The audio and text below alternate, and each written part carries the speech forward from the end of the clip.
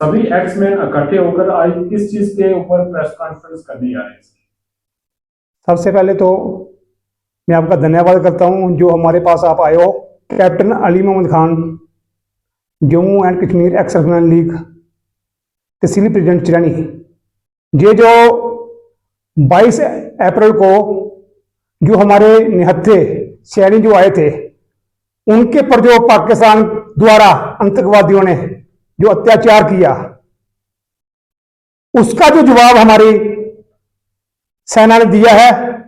मोदी साहब ने हमारी तीनों सेनाओं को फुल छूट दे दी थी, फुल इख्तियार दे दिए थे कि आपने जो करना है करो। उसके बाद जो हमारी जो ज्वाइंट ऑपरेशन चला हमारी सेना का, उसमें जो उन्होंने 9 टारगेट चुने, बिल्कुल पिन पॉइंट पे जो आतंकवादियों की कमर तोड़ी है। ये पूरे वर्ल्ड आज देख रहा है कि हमने किसी भी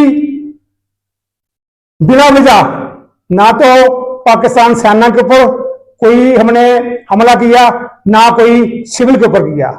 हमने बिल्कुल जो 9 पॉइंट चुने हुए थे, जो मिलिटेंटों के 9 ठिकाने थे, जिसमें हिजबुल मुजाहिदीन के लश्कर के ट्रेनिंग कैंप और ट्रेनिंग कैंप थे, फजाइन सिखलाई जहां पर दी जाती थी, उनके पर हमला किया और 9 ठिकानों को तहस नहस किया।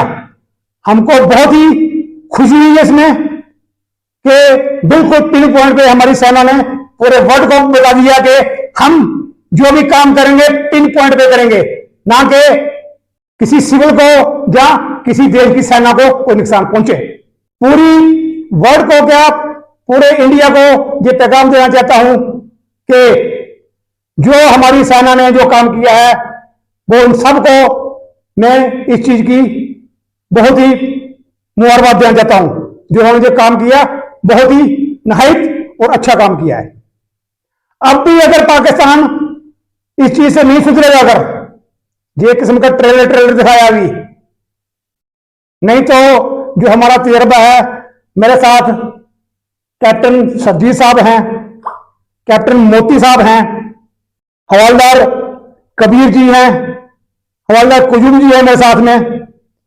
इन्होंने भी सेना के अंदर 30-30, 32-32 साल नौकरी करके देश की सेवा में दे के आए हैं। और हमने भी अपने समय पे बहुत मिलिटेंसी देखी है, मैंने बहुत मिलिटेंट हमने मारे हैं। डिस्ट्रिक्ट टोडा की मिलिटेंसी की कमर हमने तोड़ी वहां पर। लेकिन ये जो मिलिटेंटों ने ये जो काम किया यहाँ पर हमारे पहलगाम में, बहुत ही शर्मनाक काम किया। आज तक ऐसा काम नहीं हुआ था।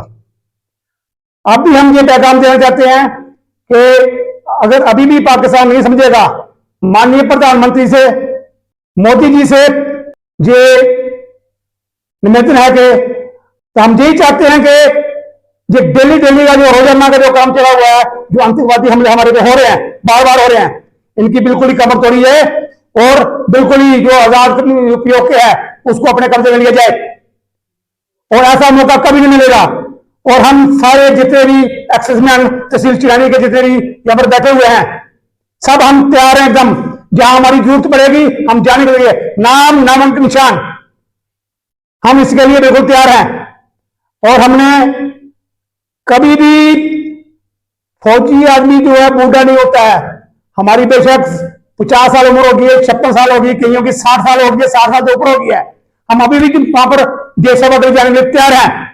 मैं खासकर जो हमारे डिस्ट्रिक्ट के ऊपर के जो भी हमारी तरफ से कोई मदद वगैरह अगर चाहते हैं, कोई भी किसी तरीके की ट्रेनिंग, जो हमारा तजर्बा है, तो हम हर जगह के लिए, हर मकाम के लिए, हर पहुंचने के लिए तैयार हैं। यहाँ पर मुर्दाबाद मुर्दाबाद। अगर बात की जाए तो जैसे ही अगर आसपास के इलाकों में या साइलेंस बच जाता है, इमरजेंसी के दौरान ये ज्यादातर देखा गया है। इस प्रकार से लोगों को अपनी सेफ्टी करनी पड़ेगी और क्या क्या इसके लिए लोगों को जो सूचना देनी होगी? पहली बात तो मैं आपको बताऊं, मैं I am captain retired from Indian army. हम जितने भी यहाँ पर एक्समैन बैठे हुए हैं, हमने 30 और 32 साल का हमारा तजर्बा है फौज के बीच का। और मैनेजमेंट को इसके बारे में ये सोचना चाहिए कि अगर हमारे पास इस टाइप के फुली क्वालिफाइड अफसर्स जो जैसे आए हुए आर्मी से रिटायर्ड हैं हमारे पास, तो हम इसको किस तरीके से हैंडल कर सकते हैं, किस तरीके से इसकी कार्रवाई कर सकते हैं, पर ये मैनेजमेंट को देखना पड़ेगा। मगर दूसरी बात जो आपने बताई कि अगर इस टाइप का कोई होता है शायर नबेता युवा को, हम युवा को सिर्फ यही संदेश देना चाहते हैं, जो भी मॉक ड्रिल होती है जहाँ कुछ एक पॉइंट डिसाइड की जाते हैं, तो उसको जो सिविल जो युवा बच्चे हैं तो वो उसको मजाक में ना लें। और दूसरी बात, रात के टाइम पर ज़्यादा से ज़्यादा जितना हो सकता है जितना लाइट ना जलाएं रात के टाइम पर, क्योंकि पाकिस्तान जो है वो जब भी एयर शेलिंग करेगा या एयर अटैक करेगा वो रिहायशी इलाके के ऊपर करेगा। जो भी रिहायशी कहीं भी उसको लाइट का या कुछ ऐसा वैसा दिखेगा। मॉक ड्रिल जो है वो जरूरी है। जो भी हम मेन यही है कि घरों से जब इस टाइप का होता है तो सबसे पहले मेन चीज़ है कि फ्लैट हो जाएं, जमीन के ऊपर लेट जाएं। अगर आपको कोई नाली दिखती है या कोई अंदर बंकर टाइप दिखता है उसके बीच में छुप जाए। एक जो हमारी सिविल आवाम है, मैं उनको एक ये मैसेज देना चाहता हूँ कि अगर हिंदुस्तान और पाकिस्तान का युद्ध डिक्लेयर हो जाता है और लंबा खींचता है, तो आप सबसे अपने बचाव के लिए अपने घर के पास एक मोर्चा जिसकी विड्थ 2 फीट, लेंथ 4 फीट और डेप्थ नीचे जो गहरा है वो 4 फीट कम से कम इतना होना चाहिए। कभी भी अगर सायरन बजता है, जहाँ शाइनिंग शुरू हो जाती है, तो तुरंत जा करके उसके बीच में आप कूद जाएं, तो आप 99% सेफ हैं। ये अगर लंबा टाइम खींच जाता है तो ये आपकी सेफ्टी का सबसे बड़ा एक साधन है।